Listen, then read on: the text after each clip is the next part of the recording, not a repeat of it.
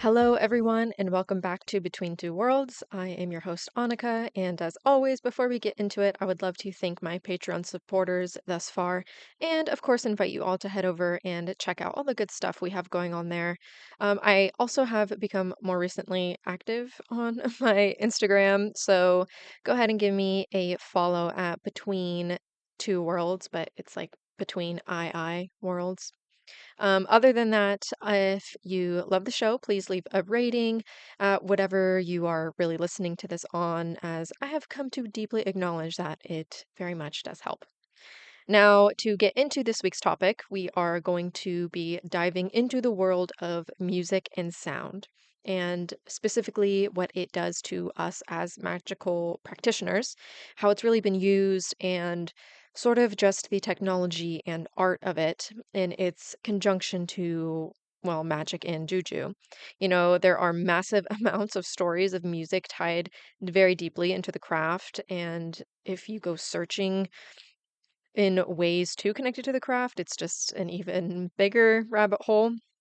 There's a very well known and legendary American blues musician, Robert Johnson, which I'm sure most of you have heard of, and how he sold his soul to the devil at the crossroads for his musical success and fame.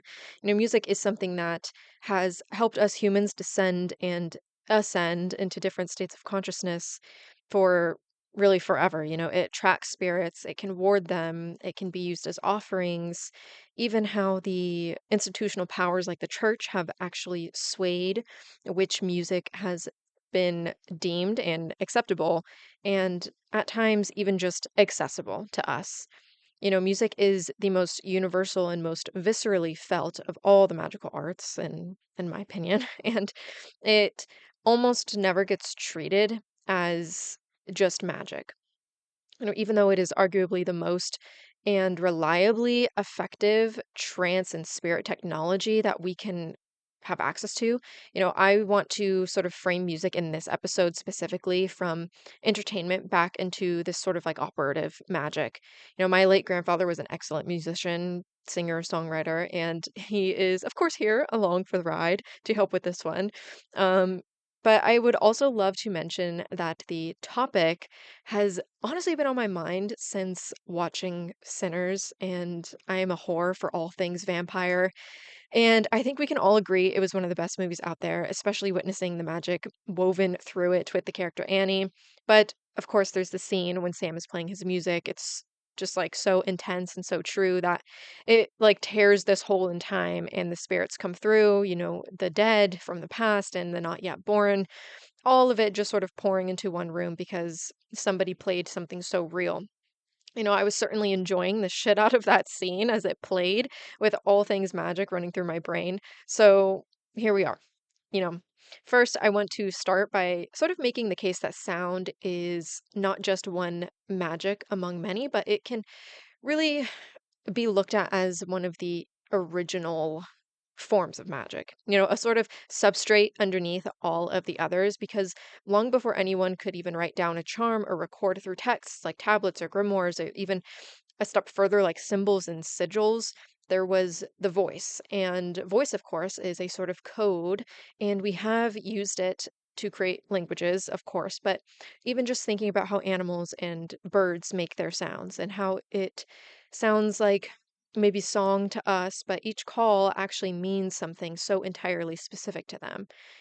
Us humans, we have humming and chanting and even like keening over the dead, which I'll mention, but making music like drumming and just the curating of instruments, I think of these flamenco clackers that my abuela always let us play with, and really specifically the cha-chas, which I was obsessed with. They are these like rattles, like these Andean rattles made from like goat or sheep hooves.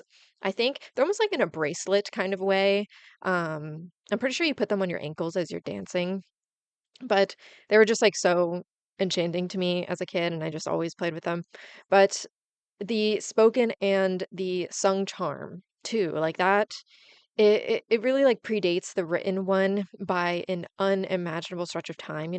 It means that for most of human history, magic was not something that you actually read or drew, but it was something that you sounded, something you made with your breath and your throat and your hands, and it existed only in the air and only in the moment of its making, and it was passed down orally, it was learned, and it was experienced in order to keep it alive.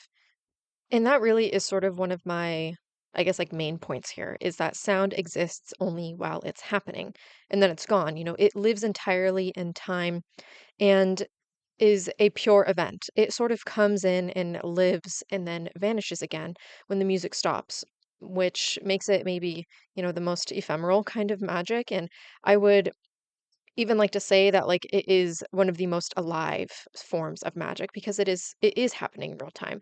For example, you find a charm, written on lead and you dig it up 2000 years later, or even sigils, you can photograph them. But sounds, they happen in real time through your body and through your breath and the music that comes from the instruments that you really sort of enchant and use and manipulate to produce the sound. The point of my little tangent here is that music and song and sound cannot be separated from the actual living act of making it, especially if it's something that, has been passed down, like you're repeating and you're making a song that was first written 200 years ago. And it's something that's very primal. You don't really learn how to be moved by music. It sort of just happens, even with animals. A baby responds to rhythm and to a hum before even a single word. The heartbeat is the first sound that any of us ever hear, months before birth, the steady drum of the body that we're actually living inside. So we are quite literally formed inside a sort of rhythm. We come into being to the sound of a beat, and I don't think that it's a coincidence that the drum is obviously the instrument that turns up sort of in all these traditions after tradition when it comes to these trance states and these spiritual experiences that humans have really always sought out because it's sort of the beat of a heart externalized. So, if we want to start getting into talking about figures of music through magic, we of course have to start with Orpheus, the mythic musician of the Greek world, whose playing is so powerful it didn't just charm the people, but of course, wild animals would lay down to listen. The trees and the stones themselves were said to move toward his music, and the rivers paused just to listen. So the story goes when his wife Eurydice dies, he was so stricken with grief that with only his lyre he traveled to the underworld and enchanted Cerberus and the ferryman, and even brought Hades and Persephone to tears. So they actually agreed to let her go back to the land of the living. Now, of course, under a condition, as most things with spirits go in gods and deities, but he was not allowed to look back at her until they both returned to the land of the living. And, well, anxiety and doubt got the better of him, and he looked back just as he reached the living world, but with his wife still behind him in the shadows, the condition was then broken. So back into the darkness she faded, and his songs and music turned to profound expressions of his sorrow, really for the rest of his life until, his demise, and he was able to be reunited with her thereafter in, well, the afterlife. But it was a music in which captured the emotions and feelings of others. It allowed him to sway them in ways that he could never have done without his music. Now, Orphism, which is the religion which really diverged from the main Greek religion at the time, was inspired by Orpheus. So we get the Orphic egg here and more, but they really focused on, the study of the afterlife, and the initiates were buried with little gold tablets with instructions and incantations for them to navigate the underworld.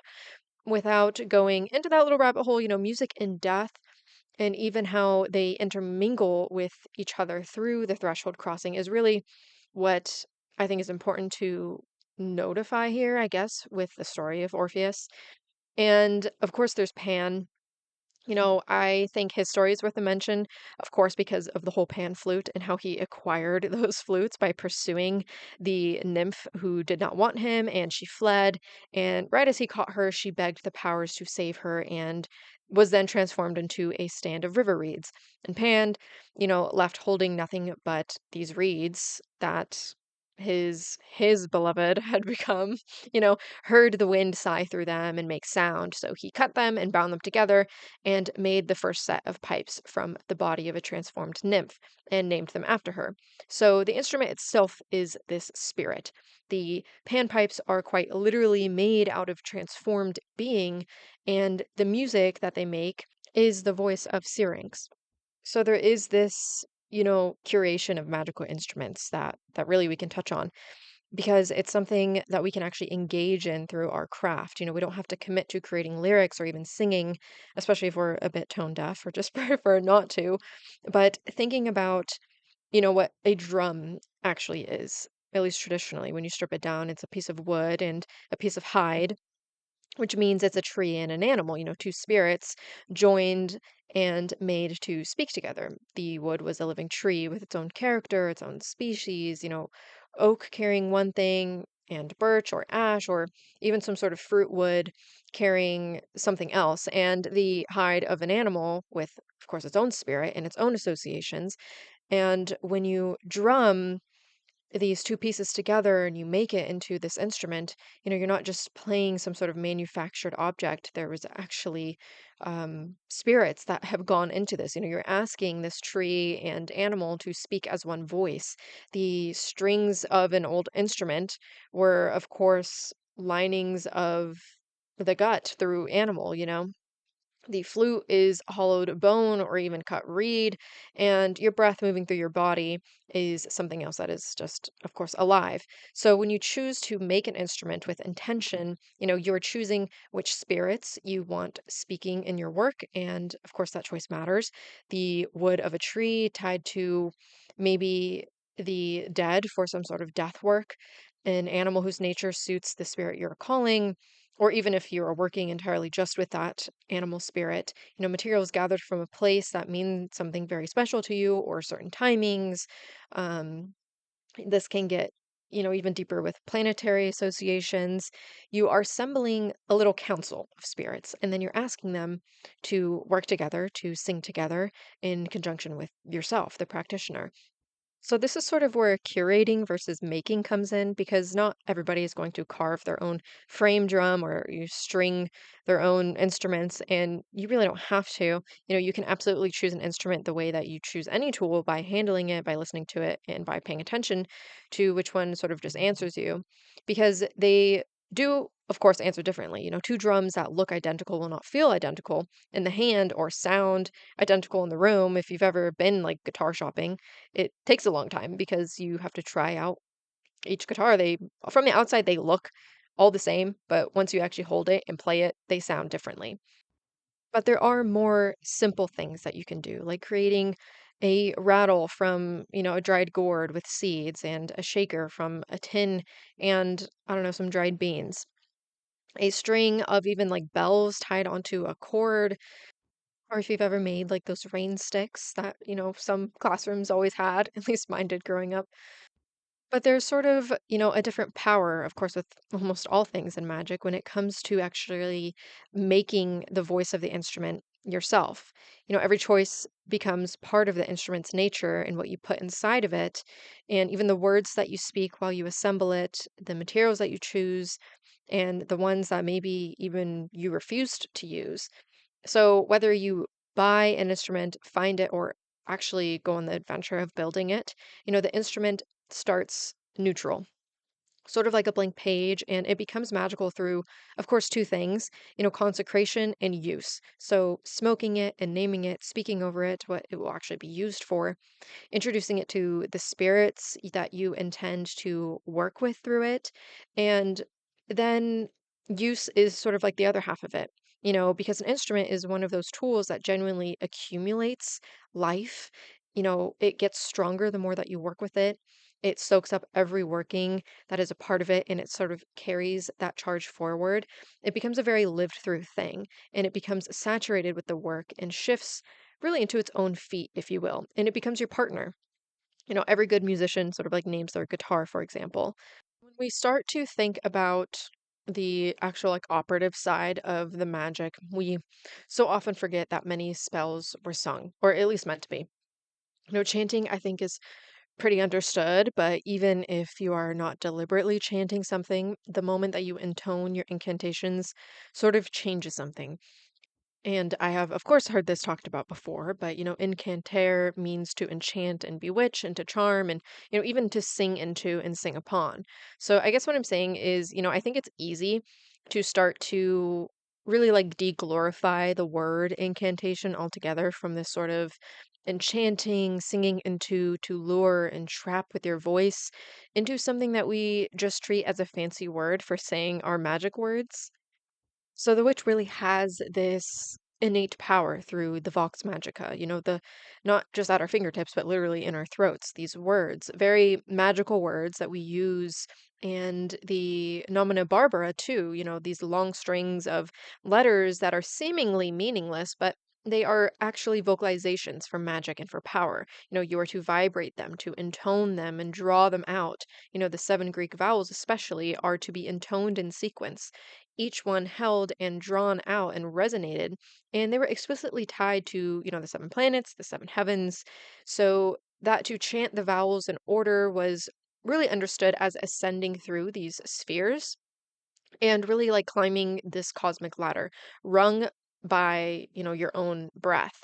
So the meaning, to me at least, like seems more secondary, or sometimes there was, I guess, like no meaning at all. That was kind of like the point of it, right? Because the power was understood to be in the sound itself, in the vibration, the tone, the physical reality of the sound moving through the air and through the body. This is the same like idea that you find in like those mantras in the Dharmic traditions. The seed sounds, single syllables like om, when you're meditating, but they're not words, they don't really innately mean anything on the outside that you could translate, but they are held to be very potent in vibrational keys, sounds that, do the spiritual work by just being sounded and alive and and out into the air. Now, very much in a more ceremonial approach, vibrating a word is exactly what it sounds like. You take the name, a word of power, a deity's name, or of course, like a single sacred syllable. And instead of saying it, you are toning it. So you sing it on a single sustained note and draw it out very long, all the way to the end of your breath until you can feel it actually physically resonating in you. That sort of buzzing in your chest, in your skull, and in the bones of your face. That physical buzz is actually just the whole point. It tells you that the sound is actually moving through you, that your body has become the instrument. Now, I think you could be pretty deliberate with that. There's a directional technique right in the PGM where the magician vibrates a formula downward and upward. So sounding it toward the earth and then toward the heavens, actually like drawing the power of the sky and the heavens and lifting the energy of the earth back up. So with the body of the practitioner as the meeting point of the two, the still center where the polarities sort of balance. And you can work exactly this way, toning a word low and toward the ground. Even if you want to connect this to underworld work, when you draw something down and you root it, toning it then high and rising when you want to lift or send or ascend.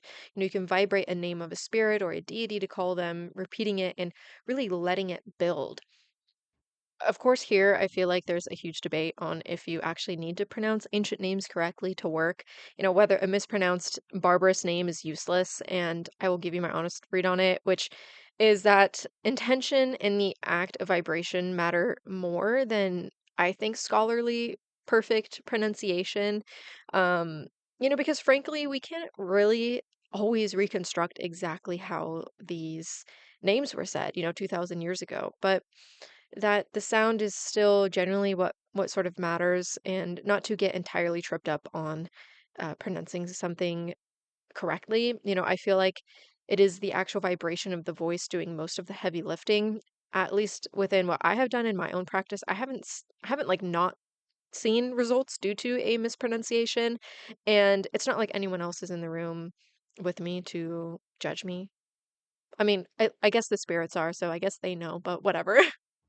Now, with actual like spoken charms and how this, connects to singing and this sort of like vibrational aspect to it. You know, in Anglo-Saxon healing manuscripts, there's this worm charm. So you actually chant something to drive out this parasitic worm or the sickness, understood as a worm at least. And there are instructions to tell you to sing this charm, to sing this prayer over the wound and over the salve and over the patient, even 9 times or 3 times, or even into the ear directly. Now, the healing was understood to actually happen through the sounding of the words, to, the voice actually carrying the cure and the breath delivering it. For me, this very much reminds me of like worm grunting. If you've ever seen those videos of like those notched sticks and someone puts it to the ground and then takes another stick and rubs it against it so it makes this like sound. It's called worm grunting, and then all the worms sort of just like magically squirm up and out of the ground. It's really crazy to see. It's pretty cool though. But this idea sort of goes past healing as well, because, the voice raised with intention shows up all over as a way of reaching out and moving the world. So if we think about like whistling up the wind, the sailors and the fishermen, believed that you could actually raise a breeze by whistling for it, that the right sound pitched out into the air would actually call the wind to come. And now on the flip side, the deep sailor's taboo against whistling aboard ship at the wrong time for the fear that you would actually whistle up a gale that you could not put down or raise more wind than you wanted, sound reaching out and calling the weather.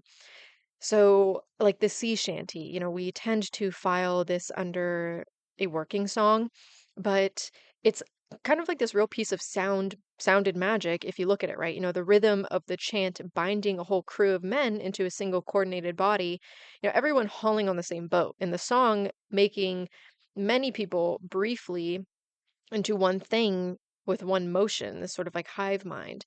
And it's the sound doing this sort of binding work. It almost puts everyone in this trance state to really work in unison.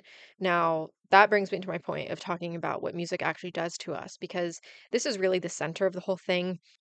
I think we've all had that sort of experience where a certain song really moves us and maybe just like stops everything in your tracks. That tune that really just certainly puts you somewhere else entirely, some other year, some other version of yourself. Now, I don't know about you, but when it comes to music, I literally have such a huge taste for everything.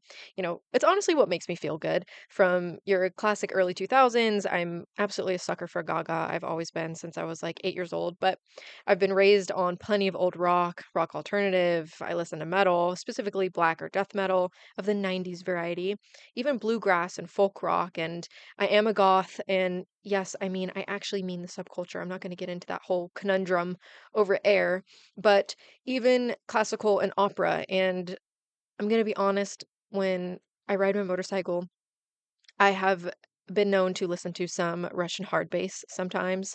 It's very niche, but I don't discriminate music. My whole point is music doesn't ask the actual thinking mind for permission. It sort of goes underneath and around it and straight to the body and the nervous system.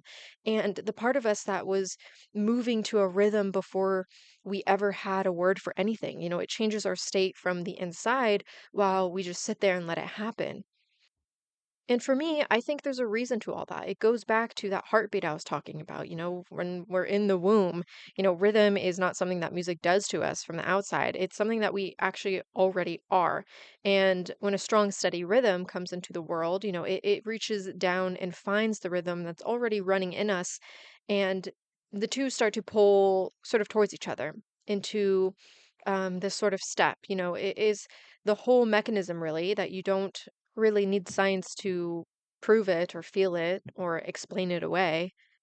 There's something so entrancing about, a steady, repetitive sound that pulls the body and the brain down out of ordinary, busy waking awareness and into something much slower and looser and dreamier. The state at the edge of sleep and the state of deep meditation, the trance state, the doorway. It actually opens the door for those different brain waves.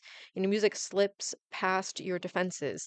It is something that reaches you underneath your conscious mind, and it changes your state without your permission. It just happens. Think of like all those cringy Disney movies or like Nickelodeon or whatever is out there nowadays of like the grumpy character in the background and music starts playing and then they find their foot tapping and they're like, what the hell? And their whole body starts dancing, even though they're trying not to. But music alone has this power to give you a dreamier, more porous kind of awareness. So if we really ask ourselves what it sounds like from the other side, it really sounds like an open door. It sounds like exactly the condition something would need in order to reach you. The same sound that crosses you over is the sound that lets something cross over you. So we see in tradition after tradition all over the world, music is a meeting place, the threshold where the human and the spirit actually touch. And it works in both directions because spirits are drawn to it. The right sound played with enough truth in it is like a light left burning in a dark window. It has things, this alluring quality to it that things just come to it. They come close, they come to listen, they come to join. It's this attractor. So even, that Sinners scene again, the music is so good and so real that the room fills up with the dead. And it's not really like a fantasy that this movie invented, which I think really caught me by surprise. I was like, oh my God, like this shit actually happens. You know, it's one of the oldest things that people have ever believed about music, that if you play it powerfully enough, you are not going to be playing it alone for very long. Sound carries out past the edge of the ordinary world and it announces you. It really is like this beacon of not light but sound that tells everyone that you're here and that like something is happening, you're calling, you're resonating. And many spirits don't just drift towards music, they actually want it and they crave it. They take it as an offering and nourishment the way that other spirits might take food or drink or smoke. This is, a real working practice across all these traditions that you bring a spirit or a god or your ancestors' music the way that you would set out a plate or pour out a libation. The song and the rhythm are themselves a gift. Personally, I find mostly in necromantic work with spirits that were once human, like song and music tends to be something very, very rich to offer and to give. It's one of the highest gifts that you can give. Music is alive because of it. It makes you feel alive. And it is made fresh in the moment and it costs you something real to produce, like your breath, your body, your time, and your attention.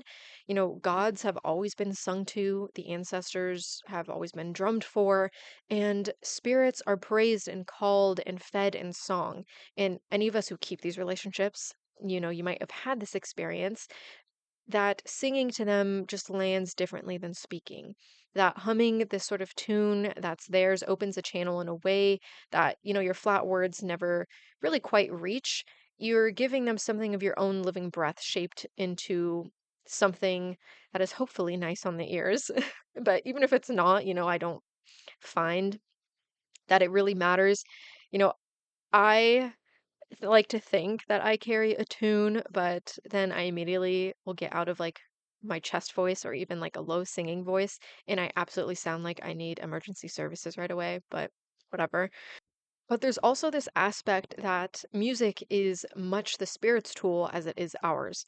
And they use it on us exactly the way that we maybe use it on them to reach past our defenses, to change our state without our consent, and to draw us towards them. And in their case, very often, to draw us somewhere that we cannot come back from, especially in the folklore and the stories. There's, of course, a huge long thread of musician spirits specifically. Some of the most notable spirits of the Goetia, arrive with music, arrive on music, or heralded by it. Paimon, one of the great kings, is described, of course, as appearing preceded by a host of trumpets and cymbals and all manner of musicians coming in, and, this overwhelming wall of sound.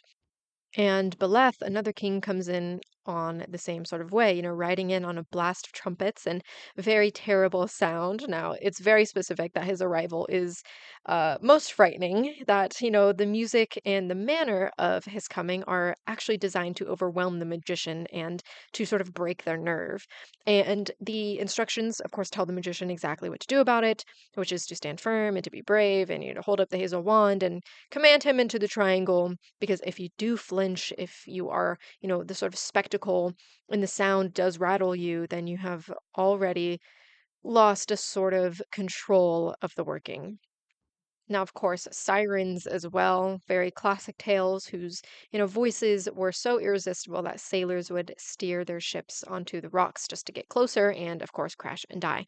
Now, our man Odysseus, who wanted to hear the song and survive it because he is a man with ambition, the only person in the myths who has actually done both, he had his men plug their ears with beeswax so they can't hear at all. And then he has himself tied to the mast and is bound tightly so that, when the song takes him, he begs and orders his men to release him, but he himself physically cannot act on it. So the only way to survive the most beautiful sound in the world is either to not hear it at all or to be, of course, physically restrained from obeying it. Which just sort of goes back to prove my point about how music and sound just bypasses your will entirely, and it reaches past everything that makes decisions in you and sort of just moves your body for you, in your mind, in your feelings. Really. There's no resisting it by just being strong minded. Now, the Nokken or the Neck or Nyx is actually a spirit that we just did a big deep dive on over at Patreon. But I want to, of course, mention it here because one of the very things that he does is lure the human with his fiddle and his melodies by the edges of living water. Now, he is a shape shifting spirit. So, in many paintings, he is actually portrayed as this young, handsome, and nude, ooh la la, man who sits and waits by moving bodies of water, traditionally like the mill pond, but it's not too specific besides it actually being moving and living water, so not like a still pond or a lake or something like that. But in this form, he lures and takes lonely and lovesick women. He even shifts into a more of like a lanky green goblin swamp sort of spirit with glowing eyes. And there's, I think, even like tales of him appearing as non-human things or non-alive things like piles of treasure or gold on the surface of the water for the greedy, and of course the legendary pale horse who is most appealing to children, whose back actually stretches slowly for just one more to sit on, and then it takes them under the water's surface to drown. But the point here is that he plays the fiddle so beautifully that the sound of it is described as the sound of the forest and the wind and the water itself coming through the strings. And that music is lure. It draws people, he has a sort of like apprenticeship quality to him, though. So there's stories of going into contract or pact with him, which are very relevant. People learning to play music so well that the only explanation was a contract with a spirit. His ways are pretty secretive, and the initiative to get there will take up a long Thursday evening for you. But the matter and I guess quality of your offering actually makes the difference of him just teaching you how to tune your damn instrument or the full mastery of it. Now, if he accepts, your hand will then be seized and dragged along the strings of his fiddle until they bleed and the price has been paid. Now, there's a story of the Swedish waterman's lay. So it has 11 variations, and I believe this is connected to the knock or the neck spirit. But there are 11 parts, so you're only ever meant to play 10 of them. The 11th is forbidden, and the 11th variation is specifically reserved for the spirits alone. And the reason is, the moment that it is played, everything dances. So the player who's actually learned the Nockens music would find if he played this 11th variation, he could not stop. This sort of like mysterious force came over him through the very music he had been given, and his hands would keep playing past his own will. And out on the floor, the dancers were caught in it too. Another sort of spell. So, like cups and bowls and trees, and even babies in cradles, and old people and disabled people, everything dances under this tune and is unable to stop until the strings of the fiddle itself are cut. Now, I immediately just thought of another movie scene. Sorry, I grew up watching a lot of movies, but if you've ever seen Superstar and the story of how her parents died, they literally died from dancing because like there was a spell over the music and they couldn't stop fucking dancing. And then I think it's just like a super gory scene, like something happens to them where now there's just blood everywhere. But besides the point, there is this, sort of like forbidden spell quality to certain variations and certain tunes and melodies from spirits.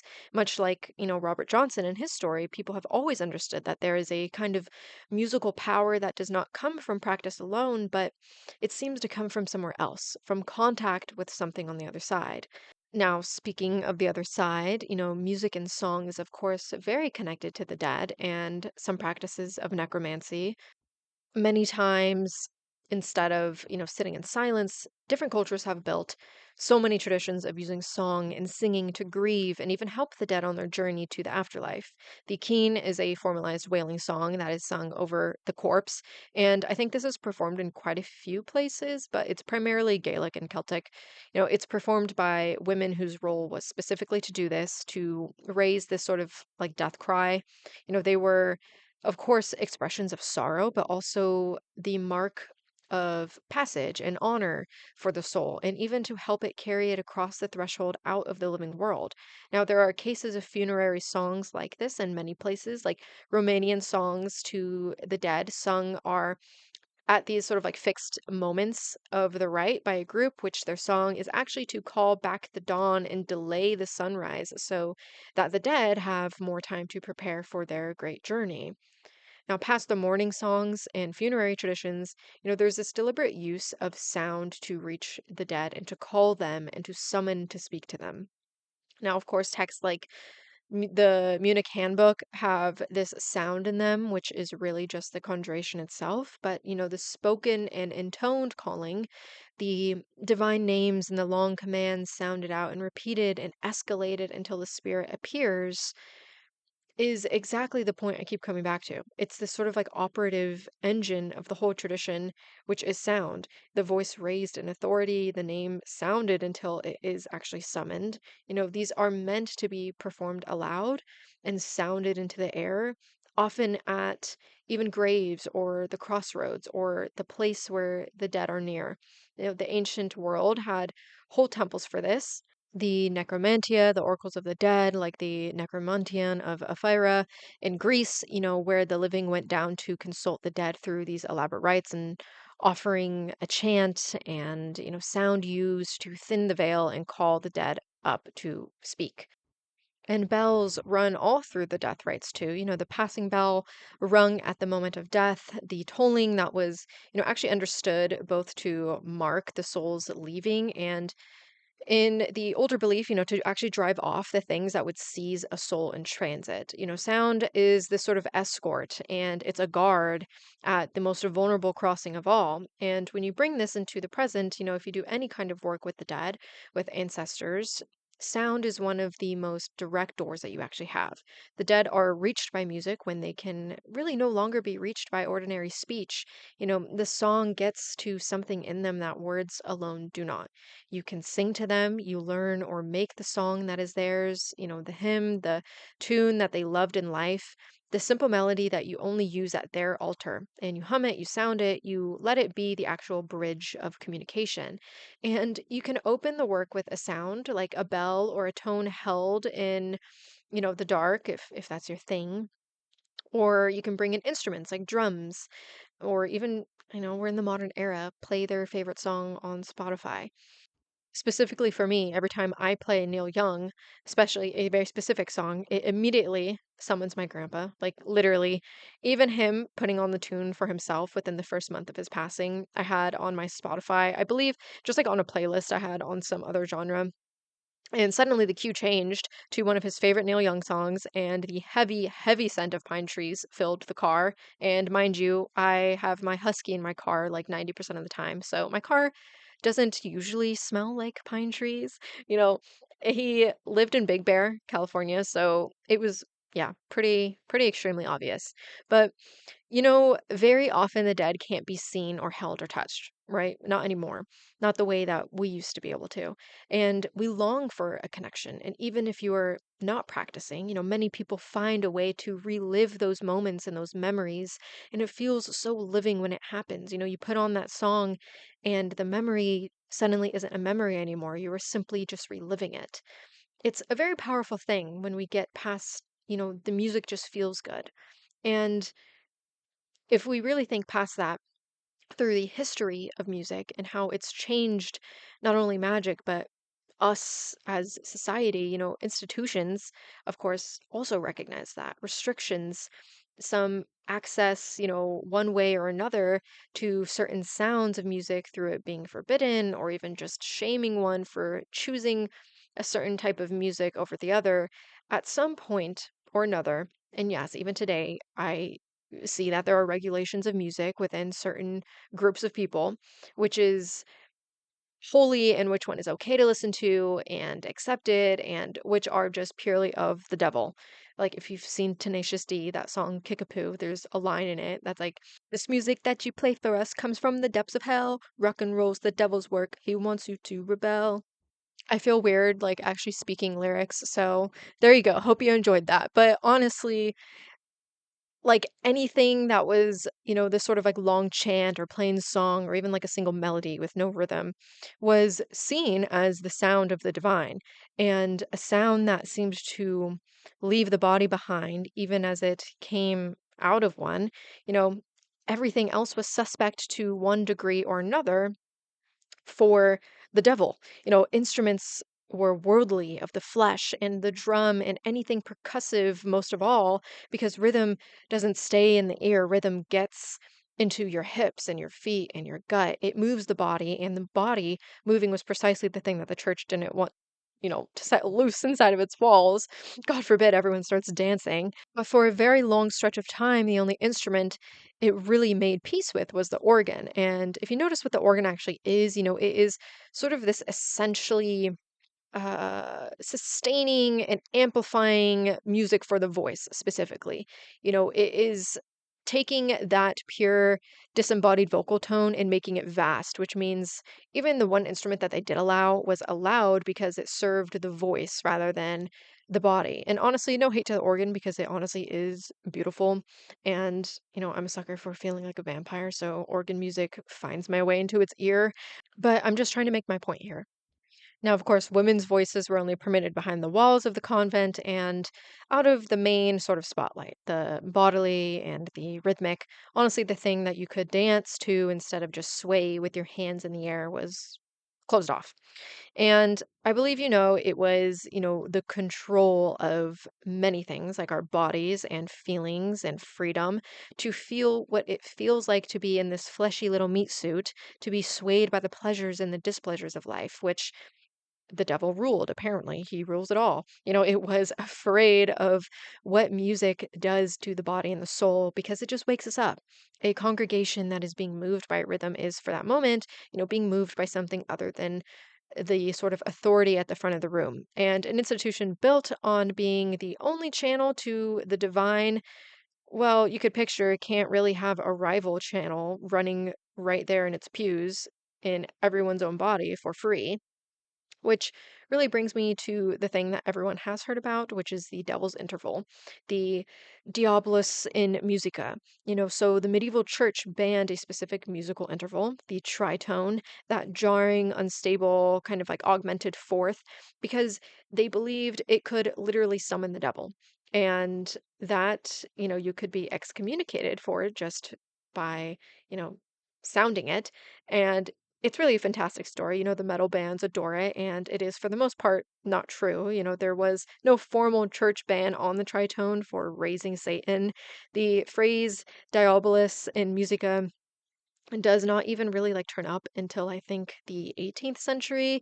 So really centuries after the period it supposedly comes from.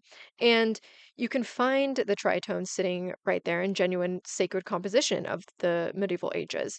So as a clean factual matter, the dramatic version does not really hold, but still, what is worth talking about is, how the tritone genuinely was treated with care, and it was actually used sparingly. It was taught as a difficult and unstable thing because the dissonance creates a real tension, a sound that the ear strains to resolve, and theorists, did warn musicians away from leaning on it Now, the broader point that this sort of myth is actually reaching for is more solid because the church absolutely did move against music in real and documented ways. In the early 14th century, the Pope issued an actual decree against what was called the Ars Nova, so the new art, the more rhythmically complex and layered polyphonic style that was coming into fashion. This new music broke the old chant into too many notes. It fractured the sacred melody with rhythmic busyness that is intoxicated and excited the listener rather than settling and elevating the spirit. So the devil was never like literally hiding in the interval, but who knows, maybe he was.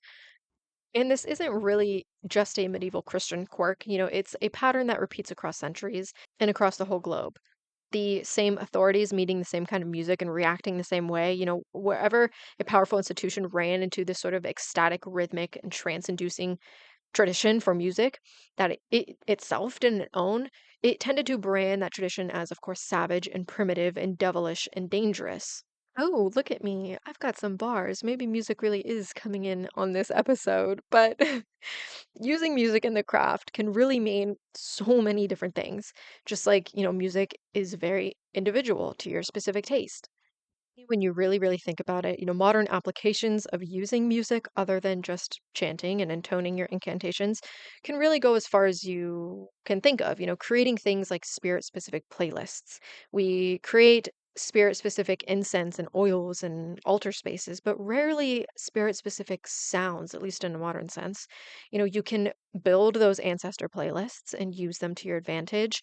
I find this is really helpful for folks or even moments for myself when sitting down and finding the right breath and state of mind seem harder that day when it comes to meditation or altered states.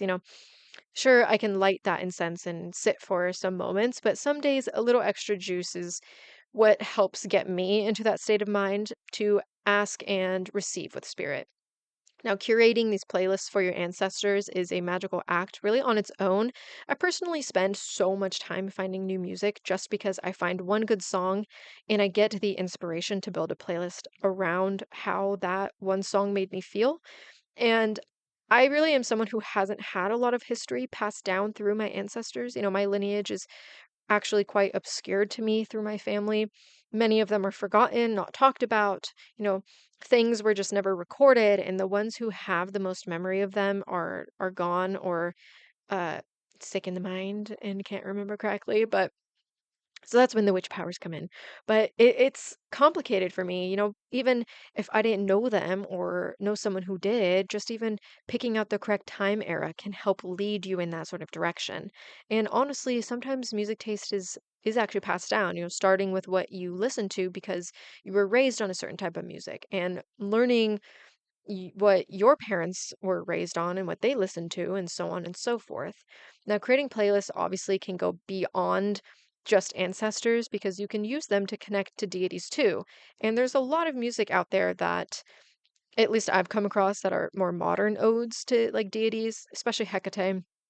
But even things for like solstices and sort of just pure moments of magic. But don't shut anything down because even more modern sounds can, of course, remind you of a deity because it goes back to how it makes you feel. If a certain song makes you feel really dark and sexy and sultry, it can, of course, remind you of Lilith, or something lighter and more flowy and soft and more maybe like the seaside can make you feel more connected to Aphrodite, or even planetary aspects like Mars or Saturn and so on and so forth.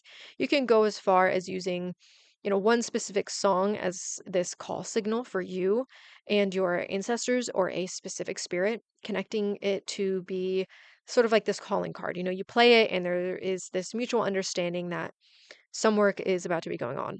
And that brings me to talk about how music and song itself can be the spell.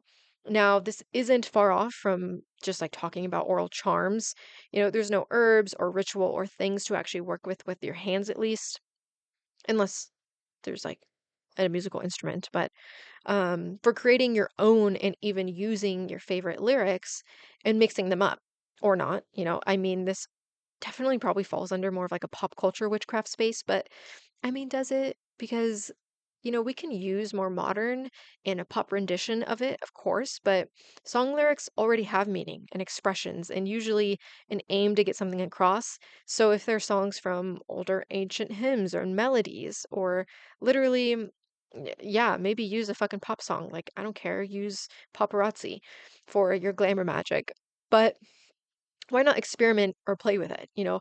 A spell is attempting to create change, right? So it is attempting to influence thought, feeling, and behavior, circumstance, even spirit, and your reality, whatever framework you happen to use. A spell enters a system and it tends to leave that system different than it was before. And if that's true, then songs begin looking suspiciously magical.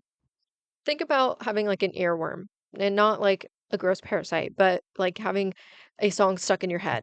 You're driving to work, you can't stop thinking about it, you're grocery shopping, there it is, and you're trying to go to sleep. And of course, you're thinking about it. And the damn thing just keeps repeating itself. Now, if we imagine for a moment that instead of a song, we maybe are talking about like a sigil, imagine you created your sigil, you charged it, you burned it, and you put it out of sight, out of mind. You forgot about it. And then somehow it manage to continuously replicate itself in your mind for the next 72 hours straight without your conscious participation, or it shows up in some way, manifesting in the material. We would call that magical success. We would immediately start talking about manifestation and subconscious implantation and all sorts of occult terminology. But because it happened through music, we tend to just shrug and say, "Oh, I just got a song stuck in my head." But a piece of information entered your consciousness and reproduced itself without really your permission. Music may be one of the most successful magical delivery systems humanity has really ever invented because you can explain grief to someone all day long and, they may understand it intellectually, but then a certain song comes on, and suddenly they feel the grief, and it skips the thinking mind and goes directly into the experience, which is exactly what, a successful spell attempts to do. It creates a condition and an atmosphere and a feeling and change. And in another way, music can actually manipulate emotion. So there's love songs, for example. Music causing this sort of obsessive state or traction, maybe even is specifically curated to activate certain brain waves again or, certain frequencies. It can reek of heartbreak and longing. There is a reason behind those types of songs to reach the audience and change something in them or to the one that you serenade it to. Songs and rhythms and sounds can be used, frankly, to bend another person's will, to draw them, to inflame them, and to fix their attention on you and not let it wander. The charm sung over the thing that you are going to give to your beloved or your target. The words actually hummed into the food or the drink, and the name sung over and over in the working to draw the person nearer. This is a form of like sweetening work, right? It's drawing work. And very often it is sounded, it's sung, it's chanted and intoned because the singing is the part that carries the intention into the target. But it could also shift very quickly into something less innocent because, the same power that draws can compel. And there is a real and uncomfortable line, where the love song stops being about courtship and becomes a binding, where you are no longer asking someone to love you, but you are using sound to override their will and make them love you. And if we take that further, I think the conversation around music and possession sort of creeps in here. The state where music does not just draw a spirit close or open a door, but it actually carries the spirit all the way into your human body so that the spirit is present and acting in the world through the living person.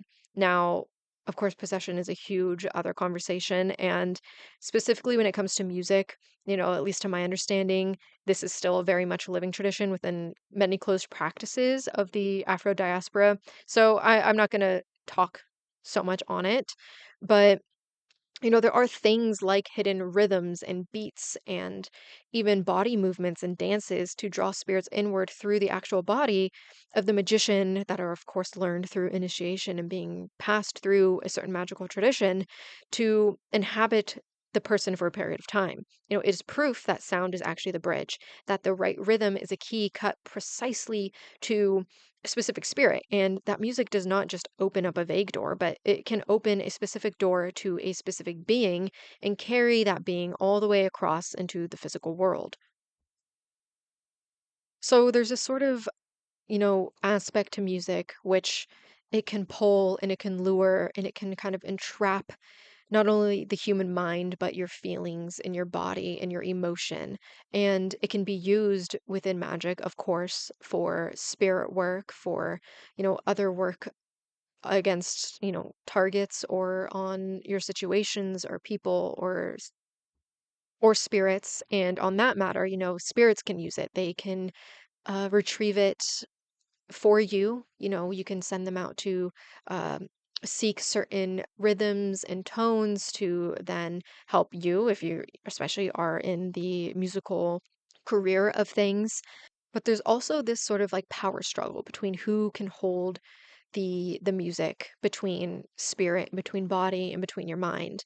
Are you the one receiving the music? Are you the one listening to it? Are you the one being trapped by it and being sort of enchanted by the music? Or are you the one who's actually dealing the music out to control and to enchant the other party?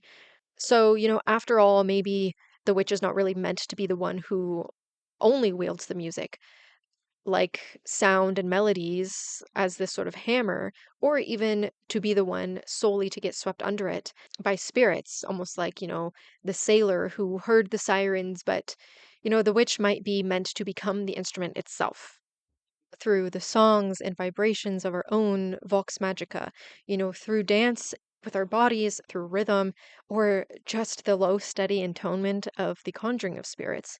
It is meant to be moved by sound on purpose and to open the channel through something that is embodied and actually living in the moment with us. You can offer the spirits the music they love and light that little spark under them for just the relationship of it, or to empower them and inspire them to help you with your own magic. Music is the shared language that everyone really speaks. The dead speak it and the living speak it. The spirits and the gods and fae and nature creates it at every moment, but it takes us to use our privilege to find the rhythm in music and pretty much everything that makes sound. When you learn to work with sound on purpose, you are not picking up a neat little trick. You are learning to speak the one language that everything on both sides of the door already understands.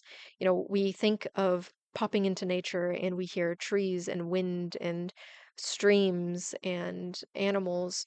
And maybe it takes just that, being a little bit more of a witch, a little bit more human, to pick out the melodies and put it together and hear the song within things.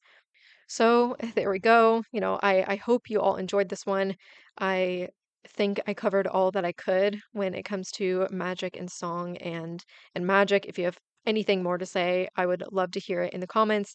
And, just hopefully this episode brought some sort of inspiration to you all in one way or another. There's clearly a lot to dive in here, and I'm really not sure if there's an end to it. If you keep digging, I'm sure you will find more. But as always, wherever you are in the world, I hope you have a wonderful morning, day, and night.